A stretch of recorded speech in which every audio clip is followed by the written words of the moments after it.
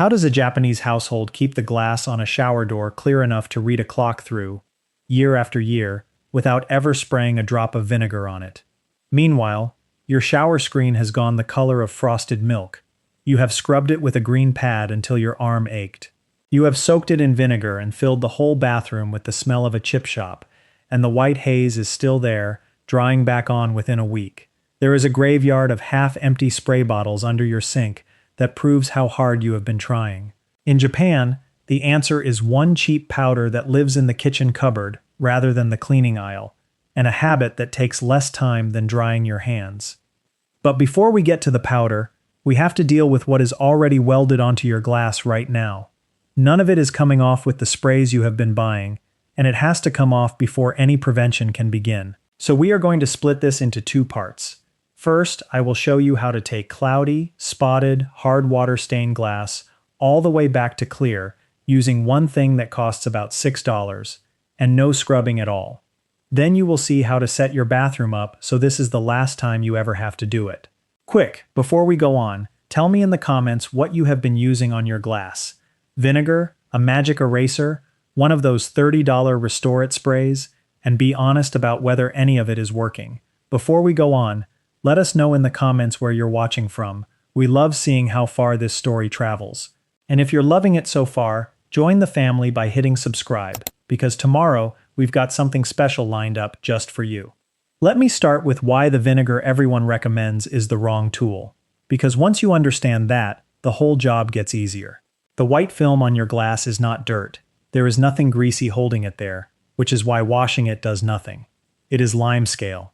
Every time hard water sat on the glass and dried in the air, the water evaporated and left its minerals behind, mostly calcium and magnesium. The water goes, the minerals stay, and they build up layer on layer until the surface turns milky. To lift that off, you do not need a harder scrub. You need something that chemically binds to the mineral and pulls it back into solution. Vinegar can do a small amount of that, but vinegar is weak. It is about 5% acetic acid, and the rest is water. So most of what you spray is not doing anything. It evaporates fast, so it stops working the moment it dries. And it does not grab minerals the way a proper descaling acid does. What it does do reliably is make your house smell like a pickle jar for the rest of the day. The tool the job actually calls for is citric acid. In Japan, it is called kuensan, and it is not a specialist product there. It sits on the supermarket shelf next to the baking soda, and Japanese households buy it by the bag to clean kettles, sinks, and glass. It is a white powder, it has no smell at all, and it is a far stronger descaler than vinegar because it does two things at once. It is more acidic, and it is what chemists call a chelating agent, which means it wraps around each calcium and magnesium ion and lifts it clean off the glass. Vinegar cannot really do that second part. This is why the same white haze that laughs at a bottle of vinegar dissolves off in a citric acid soak while you sit and do nothing. Here is the method, and the whole point is that you are not scrubbing. Take 1 heaped tablespoon of citric acid and stir it into 200 milliliters of warm water until it dissolves. Warm water, not hot, because boiling water actually makes it work less well on glass. Now, the mistake most people make is spraying it on a vertical pane and watching it run straight to the floor in 3 seconds. It cannot dissolve anything if it will not stay put. So you have two options. On glass you can lay flat, like a removable shower screen or a set of glasses. Just submerge it or lay a soaked cloth over it. On glass that is fixed upright, soak a few sheets of paper towel or a thin microfiber in the solution, press them flat against the glass so they cling, and leave them there. The paper holds the acid against the deposit long enough to work. Give it 15 to 20 minutes. Then peel the paper off and wipe the glass down with a wet cloth, and the film comes away as a cloudy runoff. No pad, no elbow, no ache. The acid did the part your arm was trying to do for years. For heavy buildup that has stacked up over a long time, you go one step further, and this is the trick that separates a clear result from a half-clear one. After the citric acid soak, spread a thin paste of baking soda over the same glass, leave it for 1 minute, then rinse it away. Never mix the two together in the bottle. Citric acid and baking soda cancel each other out the instant they meet, and the fizz you see is exactly that reaction burning itself off to nothing. Used one after the other with a rinse in between though, they clear deposits that neither one gets on its own. so keep them apart and let each take its own turn. Preparing and narrating this story took us a lot of time, so if you are enjoying it, subscribe to our channel, it means a lot to us. Now back to the story. Now there is a case where you can soak the glass all afternoon and the haze will not move, and you need to know how to spot it before you waste the day. Hard water damage comes in two kinds that look almost identical from across the room. The first is a deposit, which is the mineral sitting on top of the glass. That is what we just removed, and it always comes off with acid because it is only resting on the surface. The second is etching, and that is different. When hard water is left on glass for years, the minerals slowly eat into the surface itself and leave microscopic pits. Those pits scatter the light, which is why the glass looks cloudy, but there is nothing sitting on top to dissolve. The cloud is the glass. Here is how you tell the two apart. Wet the glass with plain water. If the haze disappears while it is wet and returns as it dries, that is a deposit, and acid will clear it. If the haze is still there even when the glass is soaking wet, the surface is etched, and no cleaner on earth will fix it, because there is nothing to remove. Etching is not the end of the road, but it is a different job. Light etching can be polished out with cerium oxide, a fine glass polishing powder that costs about $15 and is the same thing used to buff scratches out of car windshields. Make it into a slurry with a little water, fix a felt pad to an ordinary drill, and work it over the glass in small circles, keeping the surface wet the whole time until the haze lifts. For deep etching, where the pits run right into the glass, the honest answer is that it cannot be restored and the pane has to be replaced.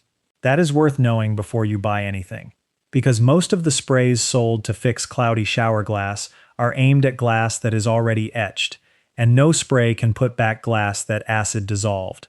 Learning that on one panel is cheaper than learning it on a whole enclosure. While we are on things that do not work, let me clear a few more out of the way. The magic eraser everyone reaches for is melamine foam, a very fine abrasive. It lifts some film, but it is sanding your glass to do it. And on a clear pane, those tiny scratches become their own permanent haze over time. The razor blade trick is worse, because one grain of grit under the edge leaves a scratch you can never remove. And the $30 Restore Your Glass sprays are, in most cases, citric acid with a 2000% markup and a nicer label. You know what is in them now. Buy the bag of powder and keep the difference. The same problem shows up in the kitchen, and it fools almost everyone. Your drinking glasses come out of the dishwasher cloudy, and the cloud never washes off no matter how many cycles they go through. People blame the machine or the detergent and buy a new set that clouds over in turn. Run the wet test on one of them. If it clears when wet, it is hard water film, and a cup of citric acid run through an empty cycle will bring the whole shelf back. If the glass stays cloudy while it is soaking wet, that is etching, and it happened inside the machine. Very hot water, too much detergent, and very soft water together slowly leach the surface of cheap glass, and that damage is permanent. So the fix is prevention. Use less detergent than the box says, add a rinse aid, and keep good glasses off the hottest cycle. Once you know the difference, you stop throwing out glasses that were only dirty, and you stop cooking the ones that were fine. One piece of timing matters more than people expect. Never do this on hot glass in direct sun. The solution evaporates before it has time to dissolve the mineral, and the dried acid leaves its own faint film on top of the old one, so you finish the job and the glass looks worse than when you started. A shower screen indoors is fine anytime. But for glass that catches the sun, work in the cool of the morning or on an overcast day. The conditions are part of the method, not separate from it, and most people fight this problem on the sunniest day of the year, which is exactly the day it cannot be done well. Now to the part that genuinely earns the word Japanese, because the rescue we just did is a one-time job and everything from here is about making sure you never repeat it. Here is the quiet truth about Japanese glass. A lot of Japan has naturally soft water, so limescale was never the daily battle it is in a hard water house. But the habit that keeps their glass clear would keep yours clear whatever your water is like, and it is almost nothing. After the last person showers, the water on the glass is still liquid and still sitting on the surface. It has not dried, which means the mineral is still in it and has not had the chance to bond to anything. Take a small squeegee off a hook on the wall, pull the water down the glass in a few strokes before you leave the bathroom, and it all goes down the drain, minerals and all. Nothing dries on the glass, so nothing builds up. That is the entire trick. It is the same thinking behind the Japanese habit of wiping the tub down after the last bath, catching the water while it is still soft instead of fighting the mark it leaves once it has dried and hardened. 30 seconds with a squeegee after a shower does more than any spray, because it removes the problem before the problem exists. If you want to go one step further, a hydrophobic glass coating, the same kind of treatment used on car windscreens so the rain beads off, makes the water sheet away on its own and buys you weeks between wipes. That is optional. The squeegee is the whole system. Keep it within reach, use it as you step out, and the glass simply never gets the layer that sends everyone else back to the vinegar bottle. Here is a routine you can start this week. This weekend, mix the citric acid, soak the worst piece of glass in the house, whether that is the shower screen or a shelf of cloudy tumblers, and take it back to clear so you can see with your own eyes what the result actually looks like. Run the wet test first so you know whether you are dealing with a deposit or with etching, and treat what you actually have. From then on, keep a squeegee in the shower and give the glass a few strokes every time you get out.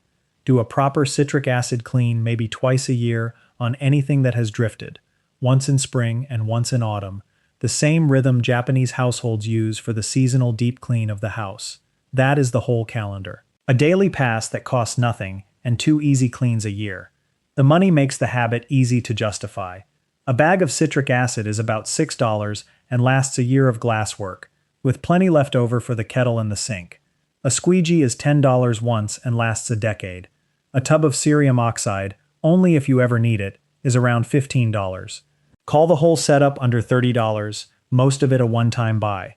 Set that against a bottle of glass spray every month, the Restore It products at $30 each, and the shower enclosure you replace early because it etched while you scrubbed it with an abrasive pad, which runs into the hundreds. It is a fraction of the cost for a result the sprays never actually reach, because they shine the surface for a few days while the real deposit keeps building underneath. The deeper point here is not really about glass. A shower screen is the thin layer between you and the light coming into the room, and when it clouds over, you stop seeing through it and start seeing it. A gray film you slowly forget is even there. Most people have never looked through truly clear glass in their own home, because the haze came on so gradually, they took it for the way glass looks. The morning after you clear it, when the light comes through at full strength, is genuinely surprising, and the thing that keeps it that way is not a better spray.